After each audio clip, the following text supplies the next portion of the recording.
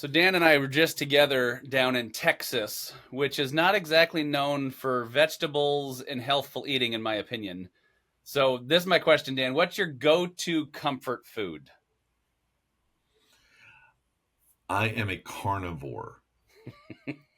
So, I didn't get to the top of the food chain to eat lettuce. about a 24-ounce ribeye is Oh, is is is is strong. But here's the reality. My wife Melody is big in Weight Watchers, okay, and she's lost 65 pounds, kept it off, and just she's a baller. congratulations. Yeah. Well, except for now that guess what? No, Hey Dan, you haven't been feeling as good lately. Maybe you No you more ribeyes, dude. yep. When well, mama's on a diet, you're on a diet. yeah. So here we are. So I'm if I seem a little grumpier than normal, a little hangry, there's a reason. So but hey, I'll look good in a coffin. How's that for the motivator? Wow. I'm Yeah. miserable. I'm Yeah. miserable, but I look good. For me, I'm anything potatoes. Fries, au gratin, mashed. Oh, ice cream would be a close second on the Mm, ribeye, I'm getting especially hungry. bluebell ice cream. I'm So, getting hungry. We should probably move in. Anthony Smith, welcome to the podcast. Wait a minute, We should Anthony, start. what's your What is comfort your food favorite go-to? go-to comfort food?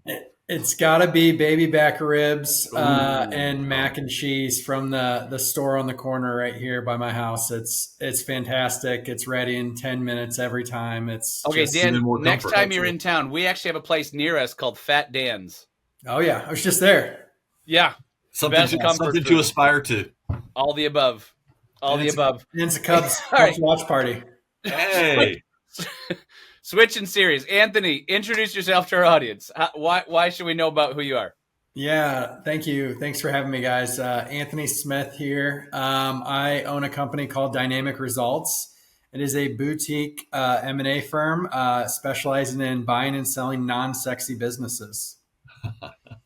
define non-sexy. I like that. Let's. Oh man. So anything that your parents told you that you should go to college instead of doing that, a lot of the trades, plumbers, auto mechanics, Service roofing business. companies. Yeah, excavation companies, home healthcare. I mean, there's a lot of Okay. businesses that kind of fall in this category that I work with, have worked with, and very interesting spaces. Speaking our love language, how'd you get into that? I know we started in.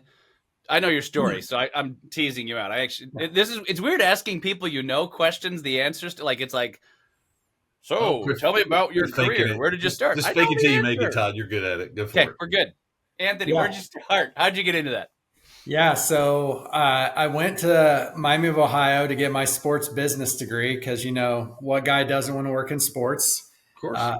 Turns out it's a very hard road, and there is a long time of not getting paid. So that wasn't the direction I wanted to go. So I took a job with Napa Auto Parts. They had an executive management trainee program. I did that in Indianapolis for 18 months. I got to know everything about a Fortune 200 company, from franchise to wholesale to sales, marketing. It was a master's degree that I got paid for. And then after that, I got moved to run their company stores in Detroit, and then Cincinnati, and then Indianapolis. So that was really kind of the start of really digging in and getting to run some big things at a very young age. P&Ls, balance sheets, all that kind of stuff, and got to network with a lot of great business owners in the non-sexy variety, which are, running automotive shops, fleets, different things like that. Then I did a brief stint, 2 years at Amazon, running facilities for them. And then I jumped. And you still have a heart and soul after that? Well, debatable. I don't know. I would say all the rumors are true. It's a tough place to be. But one thing is they're fantastic with their customer service. So seeing that from the inside is something that I could take with me and really kind of put that to work in my business. Mhm. So with my time at Amazon, this is kind of how Dynamic Results started. It was in the middle of COVID. Um, Everything was kind of going wrong with, anything you could think about. And I had a very prominent race family here in Indy come to me, and they're like, hey, people can't go to races anymore because of this disease. We don't know if the world's ever going to go back to normal. This is our largest piece of our portfolio, and we're nervous and we need to diversify. They're like, we want to buy Napa stores, and we heard you're the guy, the subject matter expert. Interesting. So that's really how the whole company launched. I went out and I searched for them and found them 4 to 5 opportunities in a couple weeks. And they paid me to do that. They paid me to do the due diligence and kind of walk through what the best acquisition was. So that was really the launch of it. And I told my wife, man, if I could really make a run at this as a business, it'd be a really fantastic thing. So that's really how Dynamic Results started. That's great. That's cool. So you basically help buy and sell businesses. Where we'd love to go today is we came up with a list of the 5 basic things you need to do to get. We should probably have a better word than basic. Fantastic, important, stupendous. I don't know, whatever the word is. Yeah. What are the top 5 things we need to go through in order to get your business ready to sell? Right. Yep. So start us off. We talked about getting your financial house in order. Yep. Yeah. So super important. The business is a vehicle for living and whatnot. And that's great. There's tons of tax advantages and great things that come from running your own business. And your accountant will tell you that you can do all the things. You can put cell phones on it. You can put cars on it, and that's completely fine. But what I would say is when you go to sell a business, that's the time to right size your books and to really start stripping out the things that could draw attention that are not business related expenses. Once again, not saying they're bad, but you want your books as clean as you possibly can because that buyer is going to look at the last 3 years financials, sales, gross profit, expenses is kind of where you want to focus your time. And then the net profit EBITDA number is kind of paramount. That is where all the math gets going. So wait, Anthony, are you saying I need to stop doing my living in my P&L? Yep. I've seen a lot of living in the P&L. And no one will come and buy your business because they're so excited of how little taxes you paid on the business over the course of your career. So, Anthony, would it be fair to say a best practice? Listen, you get to expense the company however you want. I get it. You want to minimize your tax exposure, but then recast your financials from a true business, I'm going to call it managing standpoint. My taxes and my managerial accounting are 2 different things. And run your business off the managerial numbers, not off the tax numbers. Yep. I didn't know we were going to have this conversation today, but this is just it's mind blowing to me how many small business owners, to your point, they're living out of their P&L. Do you want a business that's an enterprise level business, or do you want a job? Yep.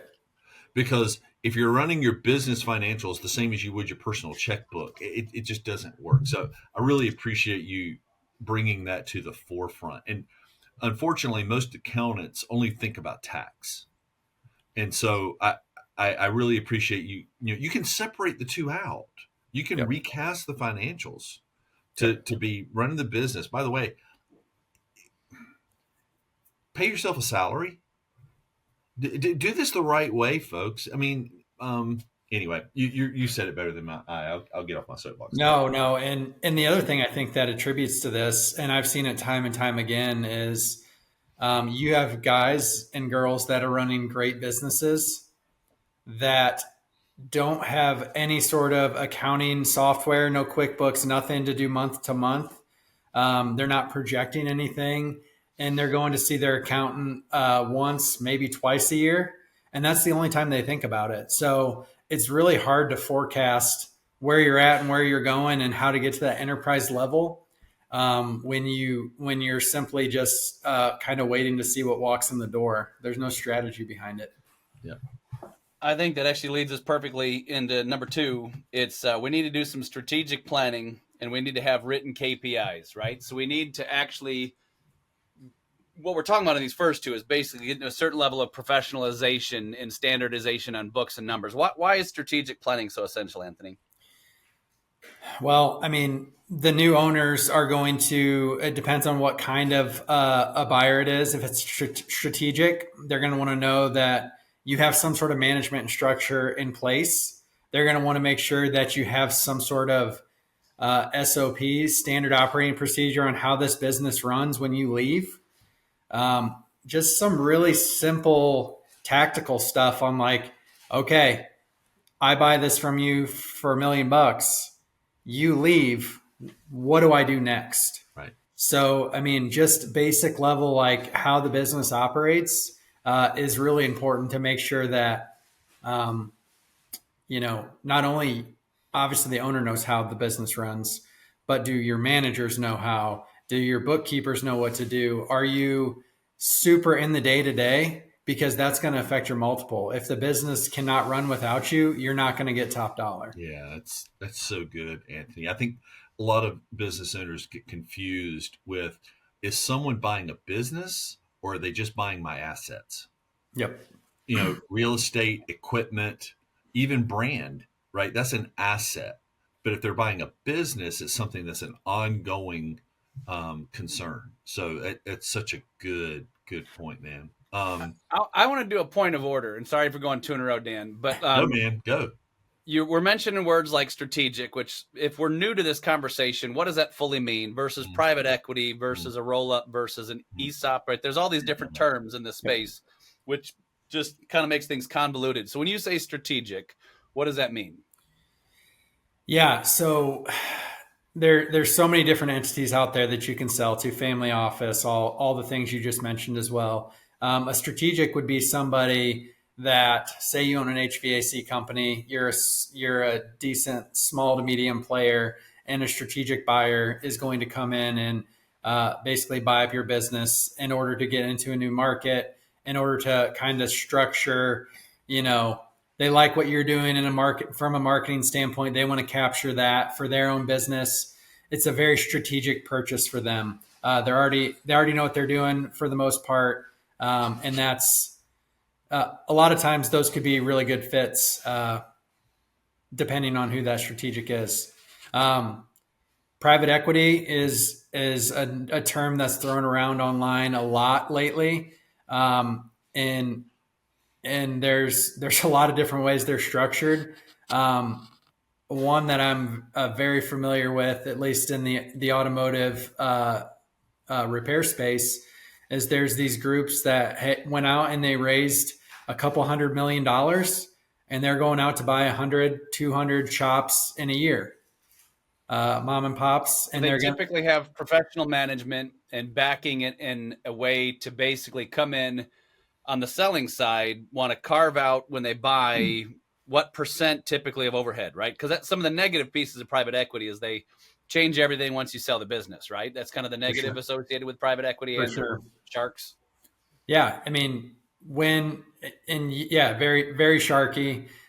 They do tons of deals. They want you to fit inside the box, whether that's from a revenue standpoint, an EBITDA standpoint. And they don't fluctuate from that box. They have refined that box of what they're buying and what their profitability is going to be. And it very much runs like a big corporation where they trim all the fat out and they make X amount and they're happy with that. That's the return. But tease that out. We say fat, and that sounds fun, especially when we're talking our ribeye steaks. But when we get into the fat,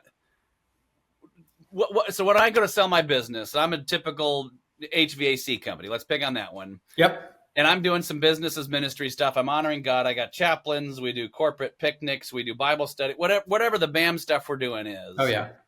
What's a private equity going to view all those activities as? Todd, what's your best friend's name? Joe. Joe. So Joe's your best friend. He's been with you for 30 years. He prays with the staff every morning. He's the VP of sales, and he is just a strong ministry leader. Well, you go to sell to these private equity guys, and all of a sudden they already have a Joe. And Joe is paid very well because he's been with you for years. He's been loyal. He's been a leader, and you respect that.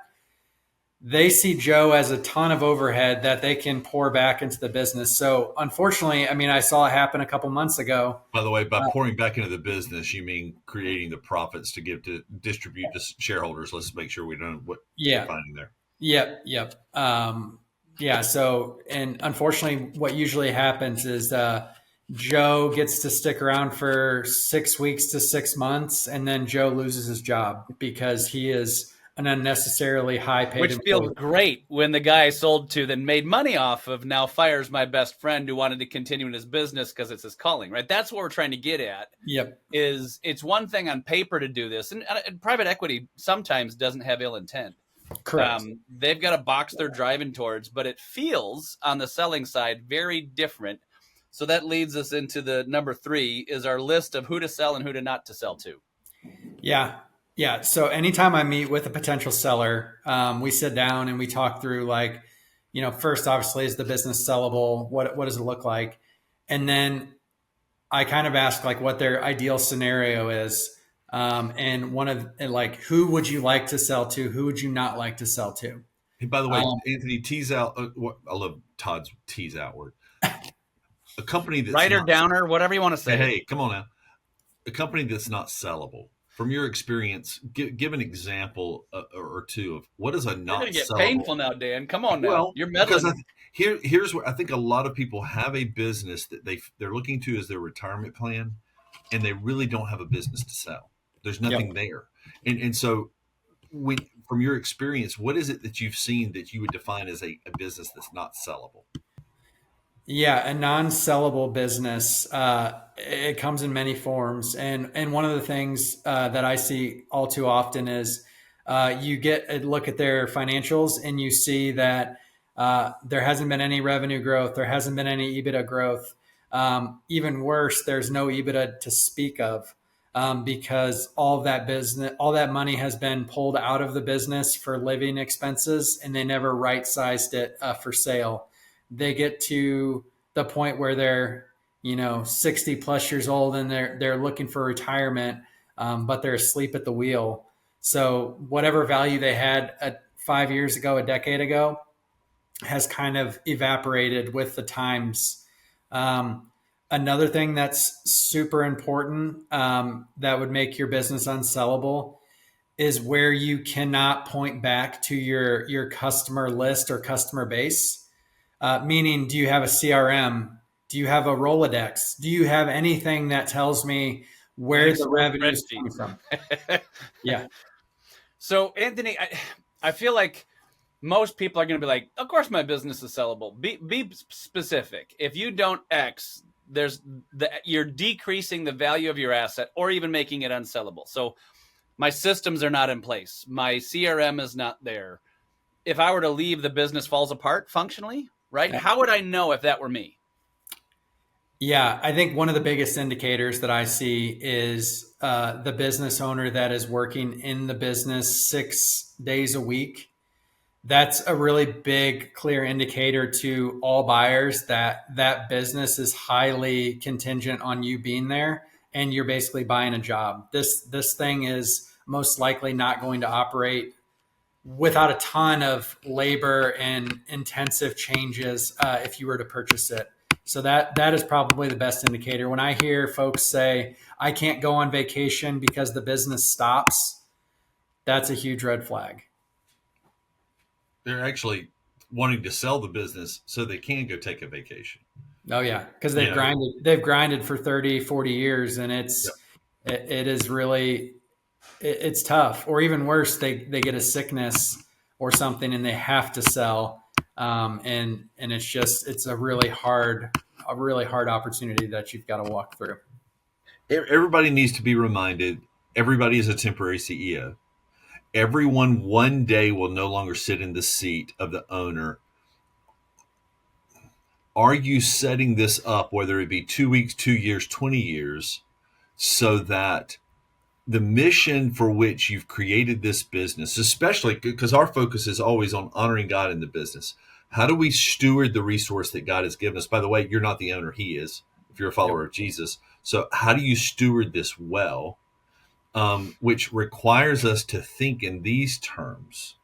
But yeah, just you said it well, Anthony, as to we've got to get out of this mindset, or have an honest conversation with ourselves. Have I created a business, or have I just created a job for myself?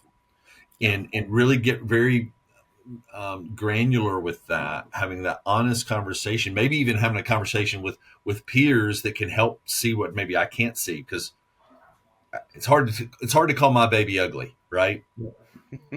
So yeah, you're talking about who not to sell to, Anthony. Build that out, especially if as a follower of Jesus, you've built business as a ministry into the business. How do you transition that from one ownership group to the next ownership group, whatever that looks like? Even, by the way, even transitions within the family. Yep. There's no guarantee just because it goes from father to son or daughter. There's no guarantee that. How do you value that in the transition? Yeah, I think it comes back to systems, like you said, the transition. Like you have to have, like, it is so ingrained in your business that if it went away tomorrow, I mean, any sort of practice, whether it's praying in a huddle before work, or I have a colleague that I worked with that in his retirement exit party, all the people came up and said, "We just love that you prayed over us Hmm. for so many years and did a great job." Um, I think it needs to be a habit. It needs to be the rule, because that'll get carried on in a transition. And then the next part is, like, you have to pick the person who's helping you sell strategically and make sure that that's important to them. Because if I go out and I have these parameters, like we're looking for Christian based business owners, faith driven buyers, um, I can go out and pursue those type of folks through my networks, and I can use that as criteria when these folks are calling, when they see the online listing. I can vet the folks out that would not align with those type of values, and just it could be a non-negotiable. And that business owner, to your point, if Jesus is the boss and He's the one that we're answering to, then it doesn't matter that a potential good offer walked away, because Jesus will provide. Amen. True. So strategics and private equity are still on the list, Mm-hmm. Yeah. but there's a whole lot less that honor Christ in those businesses, is my gut. And I know there are some, right? We know several folks, all of us. But so into number 4 here, probably the biggest thing is who's the next steward, or who's going to operate this Mm-hmm. after I'm gone, right? So talk us through that, Anthony. What are mistakes you see on picking the next steward? Yeah. As far as, are you asking who's going to buy it, or who's? Well, I need to have a management team in place, right? So that's not just dependent upon the senior exit who's leaving, right? Yep. And then what are mistakes they do on either picking the next team or not? Is it just not having one? Why is that one of the top 5? Yeah. The biggest thing is, like, kind of what we talked about. Who's the management team, first of all, and are they capable of being the management team? And what I mean by that is, when you're looking at their resume or their experience or their track record with the business, are they producing results? Whether so, like, if you have a sales leader, a VP of sales that's been there 20 years, and you're seeing no revenue growth, that's an indicator that maybe that's not the right fit.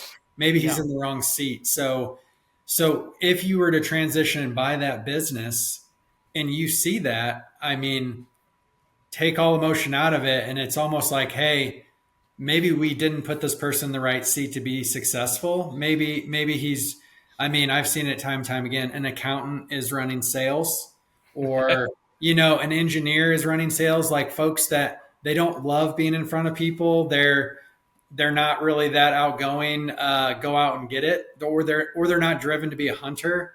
You just have to vet those things out when you're transitioning, because the worst thing you can do is come in and, as the new owner, I'm not saying you want to blow it up, because we want to be good stewards of the business, especially if it's operating well. But like you in the first 90 days, you're coming in with fresh eyes. You need to see the business for what it is and make those adjustments. Because I think after that 90 days, everyone kind of settles back into whatever the new norm is. So it's really important to set the standard right out of the gate. You get snowblind. Yeah. Um, Yep. and yeah, it's interesting, Anthony. I had one of my C12 members who was considering selling the business, and so one of the things he did is he put it through the whole vetting process, just as if there was actually a buyer, what they would put them through. So, if you will, he pressure tested the business, and then took it to the market. And what he found was, you know what? If I will operate the business based on what the market is asking for, and I still retain the ownership and still prioritize the things that I know God's inviting me to, I get to keep the asset and get the benefit. Yeah. And he found it just caused him to be so much better steward of what he has. The old Chinese proverb, right? Best time to plant a tree was 20 years ago, when the second best time is today.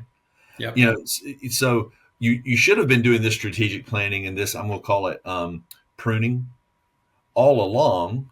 But if you haven't, maybe you need to go ahead and do it now. Don't even wait for the exit, Yeah. because I can promise you, whomever's buying it, they're going to have to do the pruning. I think you might find, like, when somebody goes to remodel their house to get it ready for sale and go, hey, I kind of like this house and I don't have to move, right? Yeah. That might be some of the exits for sure.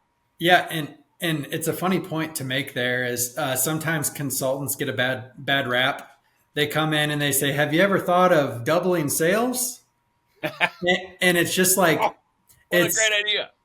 It's almost like, getting the mirror held up to you, or, talking to an advisor that's going to shoot you straight. Hey, have you thought about taking a 2-week vacation and seeing if the wheels fall off? What a great opportunity. And what they find is, oh my gosh, when the chain is unleashed and I don't have to be there every single day, I can go golfing or something. You're to your point. I'll hold on to the asset. I'll run it until I'm 80, because now I don't have to be there 6 days a week. But I think sometimes our corporate minds tell us the hours are where the value is. I need to be there 80 hours a week to show my value. And I don't, and I think that's so hard for us as humans to break that. Yeah. This actually ties into one of the other topics we're going to talk about, is after the sale. And what I'm hearing you say there, Anthony, this is not I'm going to call it a process or even a people problem. It's really an identity problem for the owner. Oh yeah. That if they're not sitting in that chair, then who are they? And the same thing can happen on the backside after the sale. One guy one time said, "Yeah, I basically tried to sell the company, and I made fishing and drinking beer my job." And learn that, what, that's really not where he needs to be. Point being, after the sale, what are the challenges that you've seen business owners go through to navigate life in a healthy, fruitful, flourishing way? Yeah, I mean, I have a really kind of interesting story. I get the opportunity to play counselor a lot, like Mm-hmm. throughout these sales processes, because there's a lot of emotions tied up in businesses that people have ran for 40 years. So this summer, I had an automotive repair owner up in Michigan who had three shops, had 6 at one time, and had kind of whittled it down. Ran a great business. And we got through the due diligence process, and it took a little bit of time. It took 120 days. And the owner calls me and he's like, "Oh my gosh, I'm going to pull out of this sale. I'm so frustrated. This isn't what I thought it was going to be." And we were like, 10 days away from getting a closing date. And I go, well, what's going on? He goes, well, I mean, I've just carried this whole business all through the slow months. And if I'm not going to be on my boat by June 1st, I'm just pulling out of the whole thing because, I'm going to make that summer money, where all the folks are going on vacation and stuff cause that's, and so I had to kind of take a breath, and I said, I get it, man. And I said, what I would say is, you've ran this business with integrity for years. You've done a good job. You have a great name in the community. And I said, it would not be right in the 11th hour for you to pull out of this deal, because we have done so many good things, and you deserve this. You're 69 years old. You deserve to exit with this money in your pocket, for a job well done. And he goes, well, I'll call you back. I'll call you back. And you're like, crap, it's ending in the final hour. Yeah. So the thing got delayed for 13 days, for a couple closing things. And we were gonna pull out of a $3.5 million deal. And it's stuff like that. And it really ties back to your question, is what is my identity after? I think it got close, and there was a lot of nervousness. It's like, is the lake going to be enough? Yeah. And hey, let's go ahead and answer the question. No. Or golf, right? If you think about your days in thirds, you go golfing in the morning, but what about the afternoon and the evening, right? A lot of guys, and back in my financial planning days, what I'd see is the guy would retire, and the wife, like a week later, is going, our garage has never been cleaner. There's no weeds in our yard. His golf game's never been better, and he's bored snotless because he's not retired to anything. He's just retired from something. I had a buddy who was career military, and was pretty high ranking officer. And when he retired, his wife says, dude, you got to go do something. I got twice the husband and half the money. You got to go find something to do, man. You are killing me. Yeah. And again, it came down to his entire career. His career became his identity. And I think all of us that are high achievers, that is an easy temptation. It kind of happens by osmosis, right? That we kind of, what's the first question we ask people? What do you do? Yep. We don't ask them. So tell me who you are. that would be really weird to start asking. Maybe we should start starting with comfort food. What's your favorite comfort food? Hey, if it's vegan, you're not my people. Where we draw the line. Yeah, that is a bridge too far. No, I have some dear people that I love very much that are vegan. I just wonder about them. So to your point, Anthony, we really do play a certain role in those, coming alongside those people to help counsel them really to the bigger questions. How do you navigate that, man? How do you help that man or woman who's poured 30, 40 years into something, maybe even it's something that's been in the family for generations? Yeah. How do you help them overcome the emotional side of obstacles to that? Yeah, I think it's my faith first, and just also trying to do this business differently than other folks in the space. I'm not just interested in listing your business, and if it ever sells, great. I'm interested in helping you to retire well. I'm interested in what that next step is. I'm interested for you to call me 5 years later and say, man, that was such a great transaction and transition. Really, really happy that you helped me through that. That's good. So that I think just kind of doing it with a heart and knowing that, man, these people have worked their tails off for 30, 40 years. I mean, even some businesses that are only 10 years old. Mm-hmm. I mean, you pour blood, sweat, tears. You wake up in the middle of the night wondering if you're going to make payroll. That all has to be honored, because that's hard work. But you can't forget like who blessed you throughout that and kept you grounded, and really getting that opportunity to share that is important to me. So let's get brass tacks practical. So if somebody's looking and still listening at this point, they're probably getting ready to sell their business. Or at least contemplating getting it ready to. Yeah, but they're looking to the M&A space and they have no clue where to start or what the fees are going. They talked to a buddy and heard some astronomical fee. What's the space? And I think maybe we need to couch it in light of businesses under 2 million EBITDA, 2 to 10 million and above 20. I don't know. Yeah. What's the paradigm framework? And then what's the going rate? Like if I'm going now as a business owner looking to sell, Yep. how do I determine the good guys from the bad guys? And what options are even out there? Because there's a lot of creative ways to exit, so, maybe kind of paint that picture. Yeah. So let me paint it first by saying there's a ton of brokers out there that will take your business happily. But just understand that, do they have a specialty to help your specific business segment sell? They're selling an automotive repair shop and they're selling a doggy salon and they're selling, very different buyer pools, very different opportunities. So your question needs to be is this person just going to post my business online and pray for someone to come? Like a realtor. Yeah. Yeah. Thanks. Yep. And there's a lot of those guys out there, and I'm not throwing. How would I find the difference on that? Because they're going to sell me a great game, right? Same thing on the realtor side. Yep. What are some flags that are just the list it in prayer kind of an M&A approach? Well, so I would ask them how many clients they have. If they have 25 to 50, that is a lot to focus on. You're saying that when a call comes in, you're going to be able to dial into their P&L in your head and tell them the story behind the business.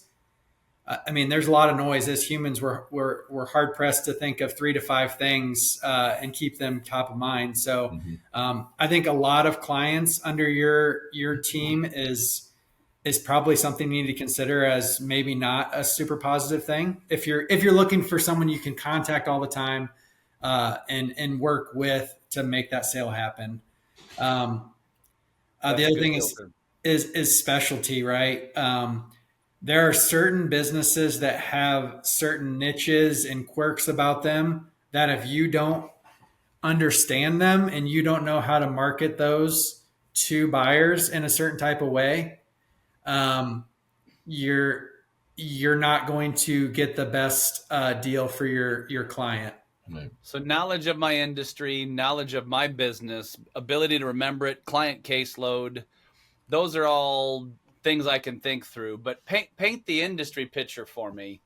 What's the going rate? If I'm under 2 million of EBITDA, what should I expect to pay? Is it 10%, 5%, 2%, flat fee?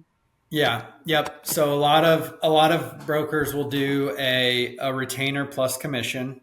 And a lot of the commissions are based off of, there's a scale that you can look up online, and it is, hang on one second.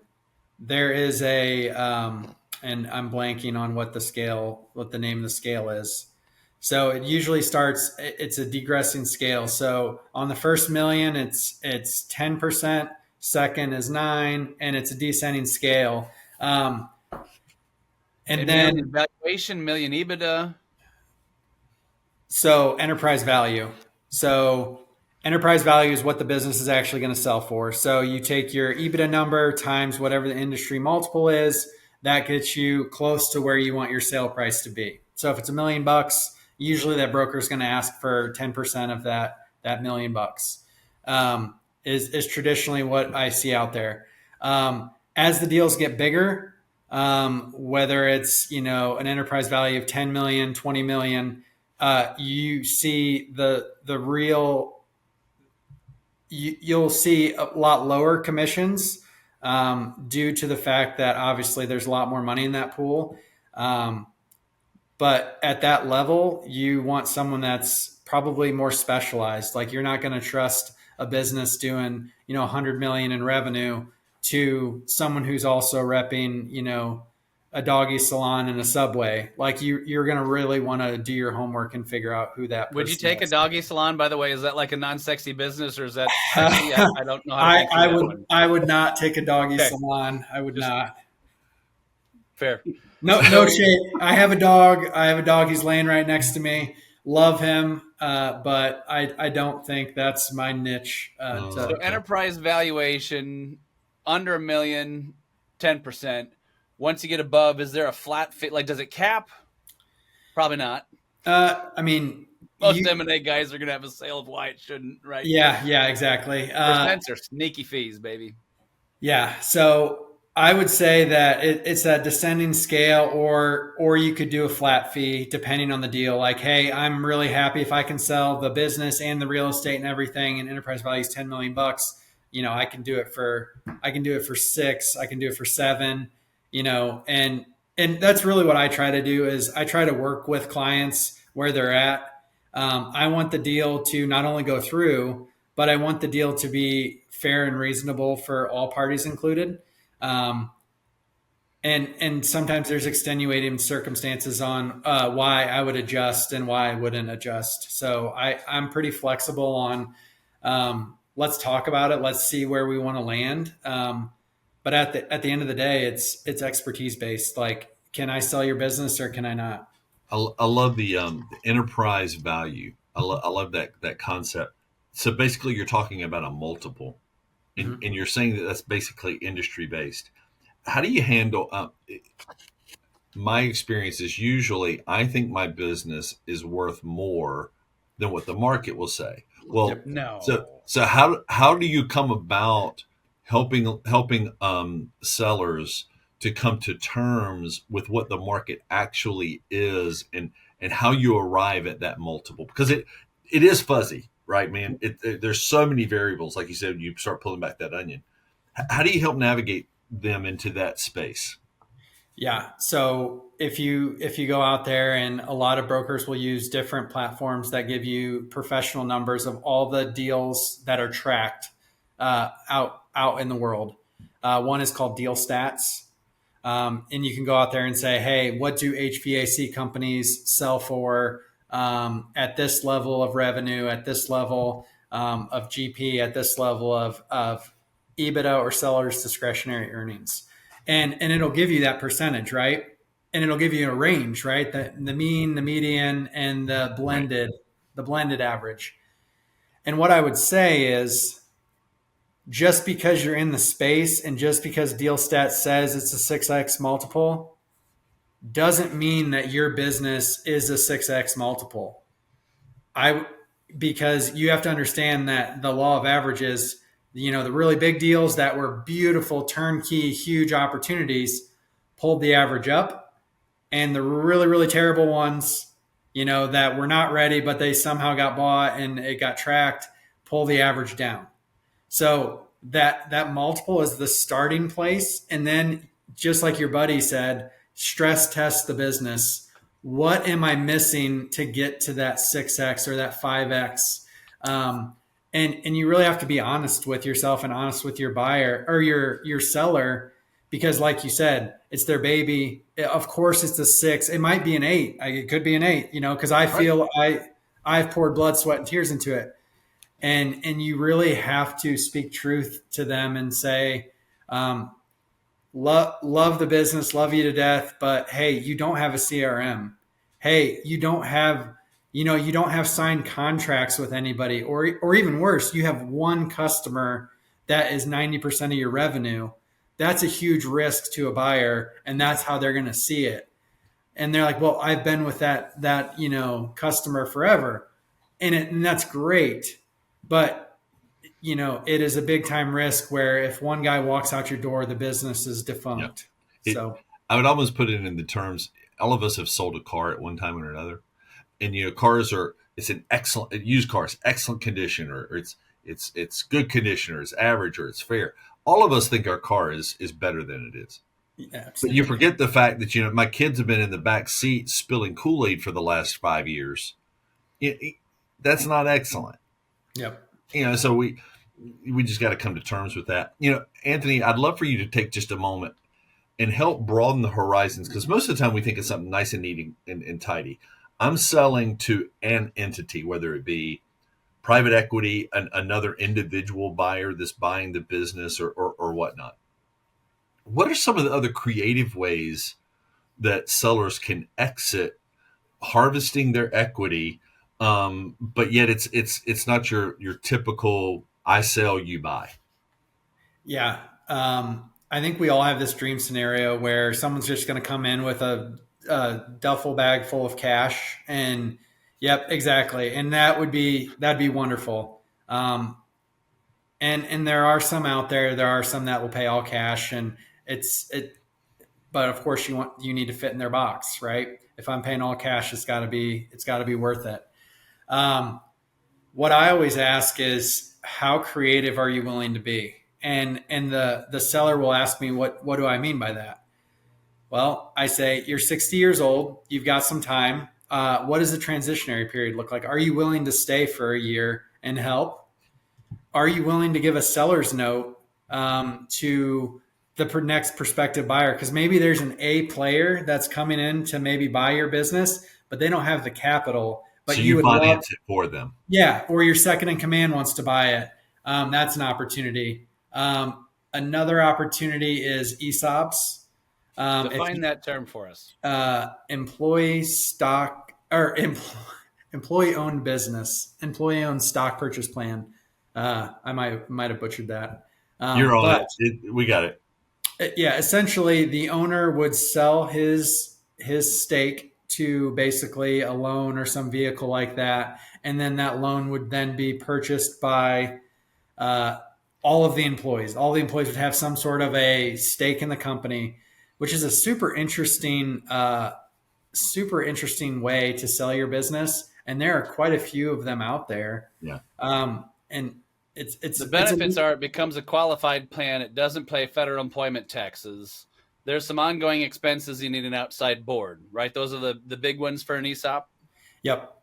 And I think you have to sell up to 30% of the stock back to the trust or whatever. Yeah, because you can partial ESOP too, right? There's for like a installment note. There's a self-canceling installment note if you're doing some family stuff. There's ESOPs. There's the myriad of this can be overwhelming. Yep.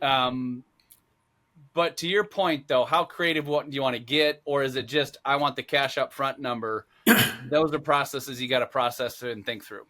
Yeah. And what I would say as well is sometimes you have to think of the timing as well. So like if you're going to post your business online and you're very like, hey, I'm going to get 3 million out of this business, 5 million, 10 million, whatever the number is, and it's not moving and it's been out there for 2 years, as humans, we just start to think, what's wrong with this business? Why? What's going on? Where are the flaws in this thing? And there might be some, or it could just be, we don't know where the right buyers are. But I would say the things that languish out on Biz Buy Sell and those type of platforms, they start to get a stigma around them, and people are a lot more critical when they're looking at them. So I think timing is important. Like the timing to sell your business from beginning to end is somewhere between, the average is like 6 to 12 months. I'm surprised. I would have thought it'd be longer than that. I'm sure there are some, but there are absolutely some. Yeah. Like if you're ready to go, 6 to 12. Yeah. If you really want to go through the opportunity of right sizing your books and stuff, I always suggest at least 24 months to really start to dig in and make changes. So Anthony, to the point of when to sell, is there a seasonality like with home ownership? Winter's kind of dead, right? There are homes that sell, but summer's peak time. Right? That's in Indiana, Todd. In places where we actually can still enjoy the outdoors, we sell year round around here. But it was 40-something degrees today, Dan. It was brutal. Just wait, February is coming. So it's an interesting question, and I would say yes and no. I would say for the businesses that are ready to rock and roll, ready to go out the door, and that are really high quality businesses, I don't think there's a seasonality around it.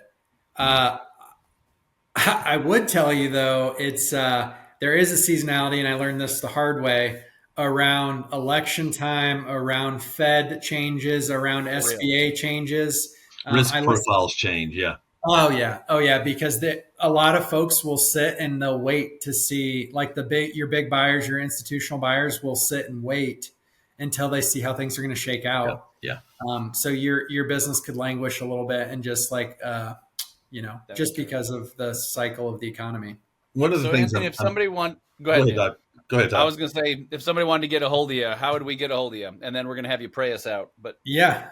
So you can go out to my website, dynamicresultsconsulting.com, and you can shoot me an email at anthonys@dynamicresultsconsultingllc.com. And then we could probably link my cell phone as well. I text, and I can just be a resource as well. Hey, what are some steps I should consider right now? I'm not one that's not going to talk to you unless you pay a fee. I'm very happy to help folks as they're kind of looking at next steps. So I love it. I love it. What I really appreciate, Anthony, is I hope our listeners are thinking broader. First of all, they need to start planning sooner, and then they need, as they get closer, be open to more creative options. And so I think you really helped open those eyes and doors to that. Man, we got listeners that should be thinking about preparing the business to be sold. Again, everybody's a temporary CEO. We got others that are actively in that process, and so your investment in them today has been really, really amazing. Would you mind just praying over those business owners today with the challenges that they're facing and the challenges they're yet to face? They don't even know are coming around the curve with yep, selling a business. Even I really appreciate the fact we talked about after the sale. yep, How do we link? How do we lean into that? So, would you close our time just praying over them? We appreciate that. for sure. Yeah. Dear Jesus, I just thank you for this time today. I thank you for the opportunity to reach business owners out there through C12 and through this podcast. Lord, I just pray that my words and my suggestions carry more weight than just my words, and your words kind of follow through. I pray that you bless the business owners that are listening and thinking about transitioning. But I most of all, I pray that they have an encounter with you Mm. before they transition, that they can right size their house, not only from a financial perspective in the books, but right size their house and where their value really is in you, and not what the sale price is, not what their buddy said they sold for, but really transition into a greater purpose with you, and living on purpose, because they're made for more, and this business, although it's great, does not define them, and although we need to be great stewards of that. So Lord, I just thank you again for this time, and it's your name we pray. Amen. Amen. Amen. Man, thanks for investing with us and our listeners today, man. Thanks, Absolutely. Anthony. Thank you, guys. That was some good basic how to get ready to sell your business. My summary is sober self-assessment. If you're getting ready to sell your business, you got to stop looking at like it's my baby and always pretty, never had a wart, to go, somebody else is going to view this differently than me. Yeah, and it's never too soon to begin that process. Matter of fact, even as you're, maybe some folks are just in the process of organizing a business, the best time to line out what's the exit strategy is before you ever even start. Yeah. But getting clarity on what are we doing, why are we doing this to begin with, and then protecting those values all the way through the exit. Man, listen, when folks start throwing, 7, 8, 9-figure deals at you, that's when you get to really identify how important was business as ministry to me. Are you willing to take, I'm gonna call it a haircut? You're willing to take a haircut because Or I've what's got the one delta from what I want and what the Christ honoring deal would be of my Yeah. haircut? Yeah, that actually allows the business as a ministry not only to continue but to even flourish. Yeah. You know, the cool thing is there are more options today than there have ever been for the faith forward business owner, as far as exit with, faith driven PE groups that are forming, Yeah. with a lot of creativity on how to do that. So um, I hope our listeners that are in that process, they give someone like Anthony Call, they could be a tremendous resource to them. Do it now. Don't wait. Do it now. Yeah. Totally agree. Well said. Well, for those who are still around, smash that subscribe button, like it, share it, whatever you want. These are helpful conversations. This is what we're going to keep doing, having conversations with CEOs and business owners who want to honor God and what they're doing in their daily life. Don't And if forget, that's helpful, it's his keep tuning business, in. not yours. So you're a steward. Make sure that you're leaning into that. God bless you.